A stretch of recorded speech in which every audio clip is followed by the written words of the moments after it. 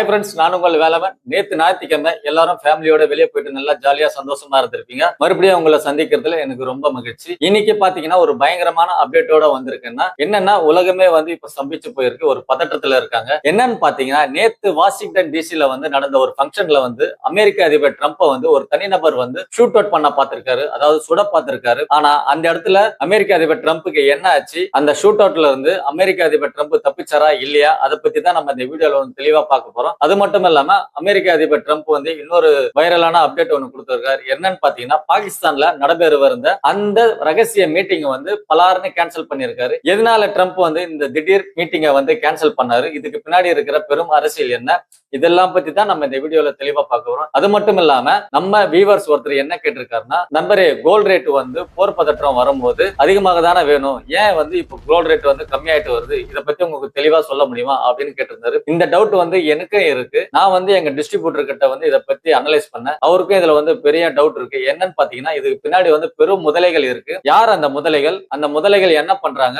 அதை பத்தி தான் நம்ம இந்த வீடியோல இன்னும் தெளிவா நம்ம பார்க்க போறோம். எதனாலன்னு பாத்தீங்கன்னா நம்ம இந்த சேனலை ஓபன் பண்ணது பாமர மக்களுக்கும் மிடில் கிளாஸ் மக்களுக்கும் தான் இந்த சேனல் நம்ம ஓபன் பண்ணோம். ஏன்னா அவங்க கஷ்டப்பட்டு சம்பாதிக்கிற பணத்தை எப்படி சேஃபா இன்வெஸ்ட் பண்ணணும், அவங்களுக்கு ஒரு எஜுகேட் பண்றதுக்கு தான் நம்ம இந்த சேனலே ஓபன் பண்ணோம். சரிங்களா? அதனாலதான் நம்ம டீடைல்டா இந்த விஷயத்தை பத்தி நம்ம பேச போறோம். அதனால முக்கியமா நம்ம எளிய மக்கள் இந்த வீடியோ பாருங்க. இதுல வந்து நிறைய தெளிவு உங்களுக்கு கிடைக்கும். உங்க இன்வெஸ்ட்மெண்ட்டை எப்படி பாதுகாப்பா இன்வெஸ்ட் பண்ணணும், நீங்க லாங் டர்ம் இன்வெஸ்ட்மெண்ட் பண்ணணுமா இல்ல ஷார்ட் டர்ம் இன்வெஸ்ட் பண்ணணுமா, அதை பத்தி தான் நம்ம இந்த வீடியோல தெளிவா சொல்ல போறோம். அதனால வீடியோ ஸ்கிப் பண்ணாம பாருங்க. அந்த வியூவருக்கும் நான் தெளிவா பதில் சொல்ல போறேன். அதுவும் உங்களுக்கு யூஸ்ஃபுல்லா இருக்கும். சரிங்களா? வீடியோக்குள்ள போலாமா?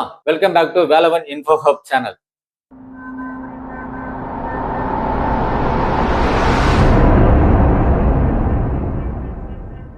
ஃபர்ஸ்ட் அந்த வைரல் நியூஸை பார்த்துடலாம். அதாவது உலகமே இப்போ இந்த நியூஸை பத்தி தான் பேசிட்டு இருக்காங்க. நம்ம சேனல்லையும் அதை பத்தி பார்த்துடலாம். என்ன ஆச்சுன்னு பாத்தீங்கன்னா நேத்து வாஷிங்டன் டிசில வந்து பத்திரிகையாளர் சந்திப்புல நடந்த ஒரு மீட்டிங்ல வந்து என்னாச்சுன்னு பாத்தீங்கன்னா 31 வயது மதிக்கத்தக்க நபர் வந்து கோல் தாமஸ் ஆலன் என்ற நபர் வந்து ட்ரம்ப் இருக்கிற பகுதிக்கு வந்து துப்பாக்கி மற்றும் கத்திகளோட வந்து உள்ள நுழைய முயற்சி பண்ணிருக்காரு. ஆனா அங்கிருந்த அதிகாரிகள் வந்து பாதுகாப்பு படையினர் என்ன பண்ணிருக்காங்களோ அவரை வந்து தடுத்து நிறுத்திருக்காங்க. ஆனா அப்பவும் என்ன பண்ணிருக்காருன்னா அவர் சுட முயற்சி பண்ணிருக்காரு. 2-3 குண்டு துப்பாக்கில இருந்து வெளியே போயிருக்கு. அங்க இருந்த ட்ரம்ப் மற்றும் அங்க இருந்த சுற்றி இருந்த நபர்களுக்கு வந்து இந்த துப்பாக்கி சூடுனால வந்து எந்த பாதிப்பும் ஏற்படல. இதுதான் இப்போதைக்கு ஒரு நல்ல செய்தி. ஆனா ஏன் அந்த நபர் வந்து அமெரிக்க அதிபர் ட்ரம்ப் சுட வந்தாரு? ஏன்னா ஏற்கனவே வந்து ஒரு பப்ளிக் மீட்டிங்ல வந்து அமெரிக்க அதிபர் மைக்ல பிடிச்சி பேசிட்டு இருக்கும் போது பப்ளிக்கா அங்கேயும் வந்து ஒரு துப்பாக்கி சூடு நடந்தது. அவர் வந்து ட்ரம்போட காதுக்கு பக்கத்துல போயிட்டு சின்னதா ஒரு அடியோட வந்து ட்ரம்ப் வந்து உயிர் தப்பிச்சாரு. ஏன் இந்த மாதிரி சம்பவம் எல்லாம் ட்ரம்ப்புக்கு நடக்குது? ட்ரம்பே இந்த மாதிரி ஒரு சம்பவத்தை கிரியேட் பண்ணிட்டு ஒரு சிம்பத்தியை கிரியேட் பண்றாரா அப்படின்ட்டு அமெரிக்காவில் மக்களுக்கு வந்து இதுல வந்து ஒரு பெரிய டவுட் இருக்கு. ஏன்னா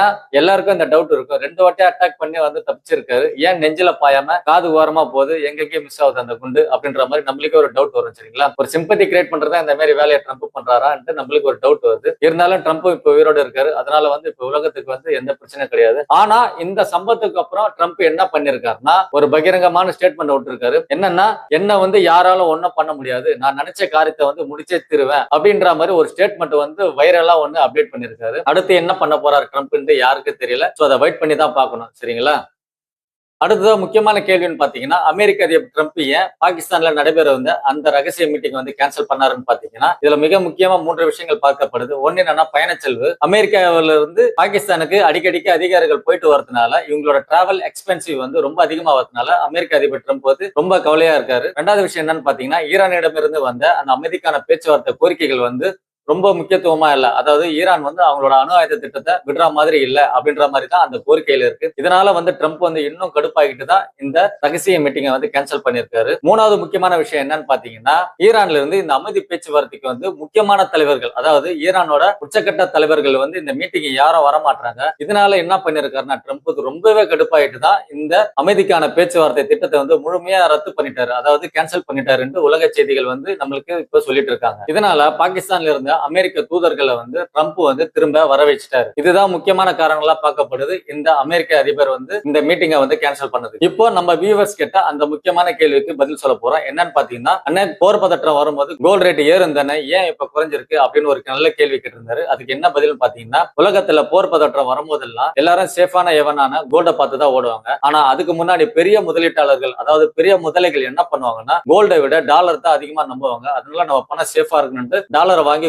குவிச்சு வைப்பாங்க. அதனால வந்து கோல்டோட ரேட் வந்து கொஞ்சம் குறையறதுக்கு வாய்ப்பு இருக்கு. அது மட்டும் இல்லாம பெரிய முதலீட்டாளர்கள் போன வீக், அதாவது லாஸ்ட் வீக் வந்து கோல்டோட ரேட் வந்து உச்சத்துல இருக்கும் போது என்ன பண்ணுவாங்கன்னா, கோல்டு வந்து ப்ராஃபிட் எடுக்கிறதுக்கோசம் கோல்ட வந்து ப்ராஃபிட் புக்கிங் பண்ணுவாங்க. அப்ப என்ன ஆகும்னா, அப்போ வந்து கோல்டு ரேட் வந்து கொஞ்சம் குறையறதுக்கு கம்மியாகும். அதனால இந்த 1 வீக்கா வந்து கோல்டு ரேட் கம்மியாகிறதுக்கு வந்து ஒரு முக்கிய காரணமா பார்க்கப்படுது. ஆனா இது ஒரு தற்காலிக சரிவை தவிர இது வந்து நிரந்தரமா இருக்க போறது கிடையாது. கண்டிப்பா கோல்டு ரேட் வந்து இந்த இயர் எண்டுக்குள்ள வந்து 2 lakhs வரைக்கும் டச் பண்ண போகுது பெரிய பெரிய வல்லுநர்கள் வந்து ஒரு கணிப்பு கணிச்சிருக்காங்க. அப்புறம் பாத்தீங்கன்னா எங்களுக்கே இதுல ஒரு டவுட் இருந்துச்சு. என்னன்னு பாத்தீங்கன்னா, பாகிஸ்தான் மீட்டிங்க அமெரிக்க அதிபர் ட்ரம்ப் கேன்சல் பண்ண உடனே கோல்டு ரேட் வந்து பிச்சுக்கிட்டு போக போகுது அப்படின்ற மாதிரி தான் நம்மளும் யோசிச்சுட்டு இருந்தோம். ஏன்னா போர் பதற்றம் அதிகமாவது கோல்டு ரேட் இன்னும் கொஞ்சம் ஏறும் அப்படின்றத எதிர்பார்த்தோம். ஆனா என்னன்னு பாத்தீங்கன்னா கோல்டு ரேட் வந்து அப்படியே பிளாட்டா தான் இருக்கு. எதனாலன்னு பாத்தீங்கன்னா, இது வந்து இதுக்கு பின்னாடி வந்து ஒரு பெரிய முதலீட்டாளர்களோட வேலையா தான் இருக்குன்ட்டு உலக சந்தையில வந்து பேசப்படுது. என்னன்னா, சாதாரண முதலீட்டாளர்கள் வந்து எது வந்து ஏறுவதோ, அதாவது ஷேர் மார்க்கெட்டோ, கோல்டோ, சில்வரோ எது ஏறும் போதோ இவங்க என்ன பண்ணுவாங்கன்னா, ஸ்மால் இன்வெஸ்டர் வந்து